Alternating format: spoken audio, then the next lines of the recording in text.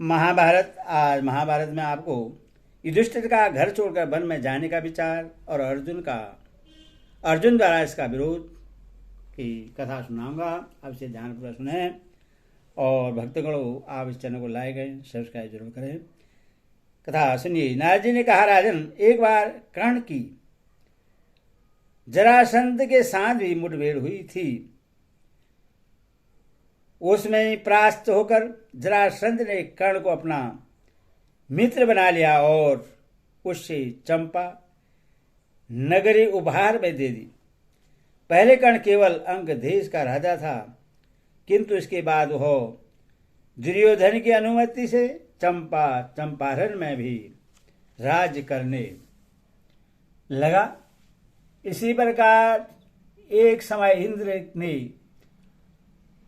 आपकी भलाई करने के लिए कर्ण से कवच और कुंडलों की भीख मांग ली। वे कवच और कुंडल दिव्य थे तथा कर्ण के देह के साथ ही उत्पन्न हुए थे, तो भी उसने इंद्र को ये दोनों वस्तुएं दान कर दी। इसलिए अर्जुन श्री कृष्ण के सामने उससे मारने में सफल हो सके।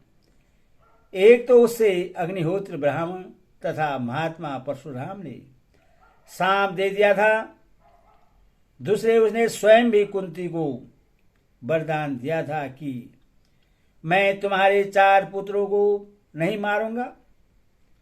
इसके सिवा महारथियों की गणना करते समय भीष्म ने कर्ण को अर्थरथी कहकर अपमानित किया था। इसके बाद शल्य ने भी उसका तेज नष्ट किया और भगवान कृष्ण ने नीति से काम लिया। इतनी बातें तो कर्ण की विपरीत हुई और अर्जुन को रुद्र, इंद्र, यम, वरुण, कुबेर, द्रोण तथा कृपाचार्य से दिव्य शस्त्र प्राप्त हुए थे, जिनका उपयोग करके उन्होंने कर्ण का वध किया है। फिर भी वह युद्ध में मारा गया है, इसलिए शोक के योग्य नहीं है।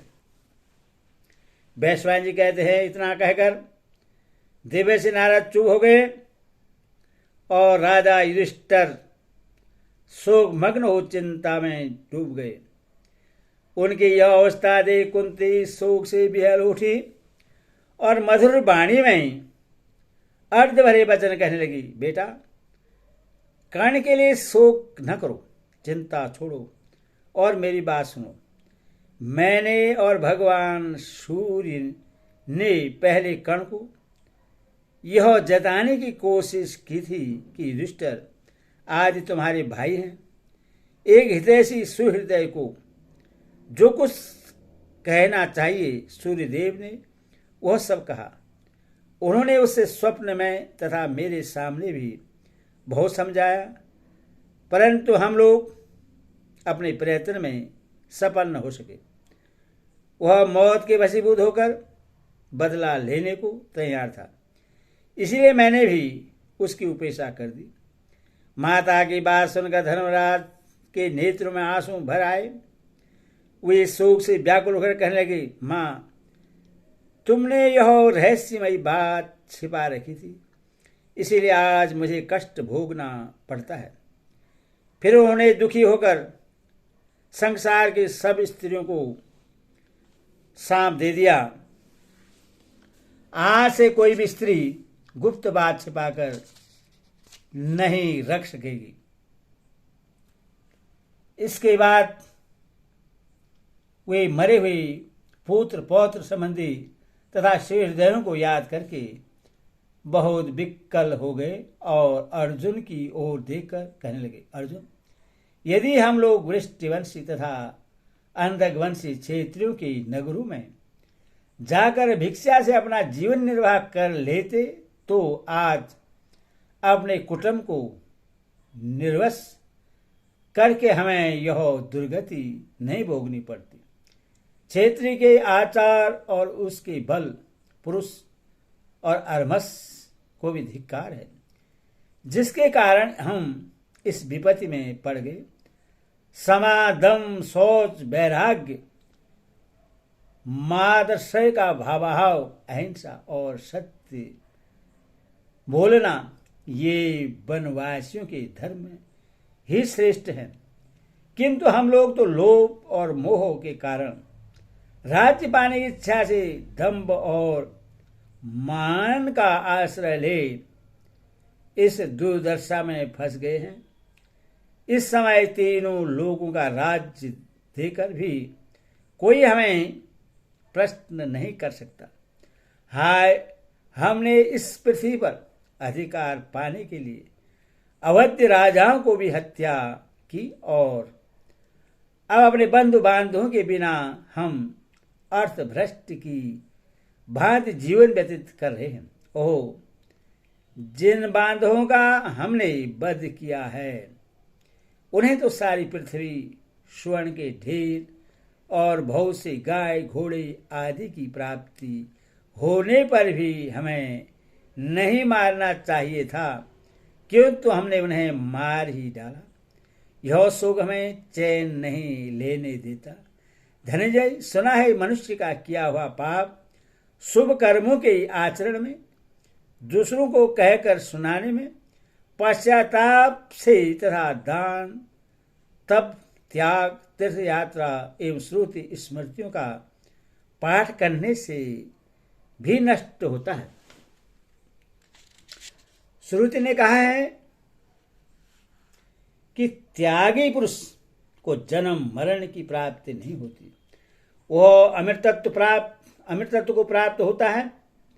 इसके अनुसार योग मार्ग को प्राप्त करके जब बुद्धि स्थिर हो जाती है उस समय मनुष्य परमात्म भाव को प्राप्त हो जाता है।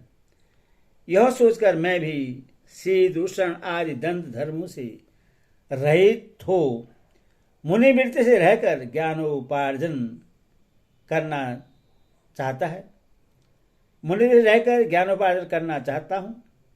इसलिए मैंने सारा संग्रह, संपूर्ण राज्य तथा सुख भोग आदि को त्याग देने का निश्चय किया है।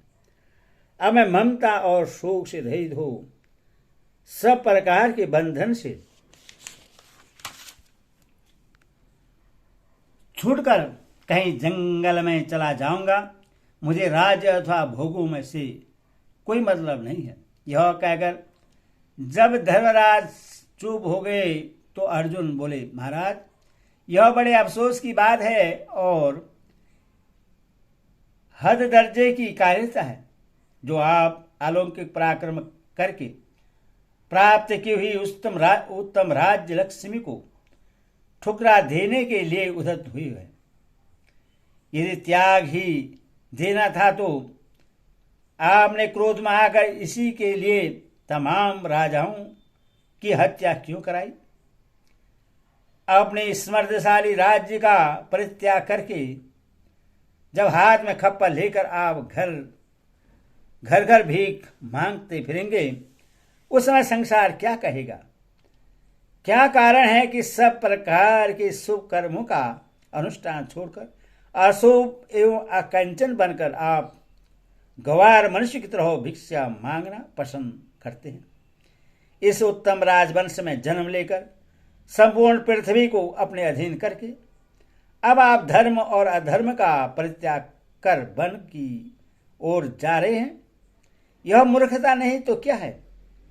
जब आप ही हवन एवं यज्ञादि कर्मों को त्याग देंगे तो दूसरे असाधु पुरुष आपका ही आदर्श सामने रखकर यज्ञों का उच्छेद कर डालेंगे। उस दशा में इसका सारा पाप आपको लगेगा। सर्वस्व त्याग कर अकिचन हो जाना, दूसरे दिन के लिए संग्रह न करके प्रतिदिन मांग कर खाना, यह मुनियों का धर्म है, राजाओं का नहीं। राजधर्म का पालन तो धन से ही होता है महाराज। धन से धर्म भी होता है, लौकिक कामनाएं भी पूर्ण होती हैं और स्वर्ग का साधनभूत यज्ञ भी संपन्न होता है। यही नहीं, धन के बिना तो संसार की जीविका ही नहीं चल सकती। जिसके पास धन होता है उसके बहुत से मित्र तथा बंधु बांधव होते हैं। वही मर्द समझा जाता है और वही पंडित माना जाता है। निर्धन मनुष्य जब धन चाहता है तो उससे उसकी प्राप्ति कठिन हो जाती है, मगर धनवान का धन बढ़ता रहता है। जैसे जंगल में एक हाथी के पीछे बहुत से हाथी चले जाते हैं, उसी प्रकार धन ही धन को खींच लाता है। धन से धर्म का पालन, कामना की पूर्ति, स्वर्ग की प्राप्ति, आनंद और शास्त्रों का अभ्यास, ये सब कुछ संभव है। धन से वंश की मर्यादा बढ़ती है और धन से धर्म की वृद्धि होती है। निर्धन को तो न इस लोक में सुख है न परलोक में, क्योंकि धन के बिना मनुष्य धार्मिक कृत्यों का विधिवत अनुष्ठान नहीं कर सकता। जिसके पास धन की कमी है, गौओं और सेवकों का अभाव है, जिसके यहाँ अतिथियों का आना जाना नहीं होता, वही मनुष्य दुर्लभ है। केवल शरीर की ही दुर्बलता से कोई दुर्बल नहीं कहा जाता। राजा को हर तरह से धन का संग्रह करना चाहिए और उसके द्वारा यत्नपूर्वक यज्ञादि का अनुष्ठान भी करते रहना चाहिए। यही सनातन काल से वेदों की भी आज्ञा है। धन से ही मनुष्य यज्ञ करते और कराते हैं। पढ़ने पढ़ाने का कार्य भी धन से ही संपन्न होता है। राजा लोग दूसरों को युद्ध में जीतकर जो उनका धन से ले आते हैं, उसी से वे संपूर्ण शुभ कर्मों का अनुष्ठान करते हैं। किसी भी राजा के पास हम ऐसा धन नहीं देखते जो दूसरों के यहाँ से न आया हो। प्राचीन काल में जो राजसी हो गए हैं और इस समय स्वर्ग में निवास करते हैं, उन्होंने भी राजधर्म की ऐसी ही व्याख्या की है। राजन, पहले यह पृथ्वी राजा दिलीप के अधिकार में थी, फिर क्रमशः इसका निर्ग, नहुस, अम्बरीश और मानधाता का आधिपत्य हुआ। वही आज आपके अधीन हुई है।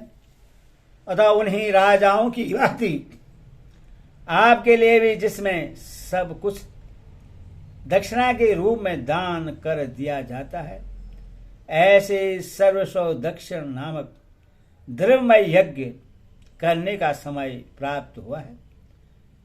जिनका राजा दक्षिणा युक्त अश्वमेध यज्ञ करता है, वे सभी प्रजाएं उस यज्ञ के अंत में अभृत स्नान करके पवित्र होती है। अतः आप समस्त प्राणी के कल्याणार्थ यज्ञ कीजिए। क्षेत्रों के लिए यही साधन मार्ग है, यही अभोदय का पद है। हरि ओम तत्सत। हरि ओम तत्सत।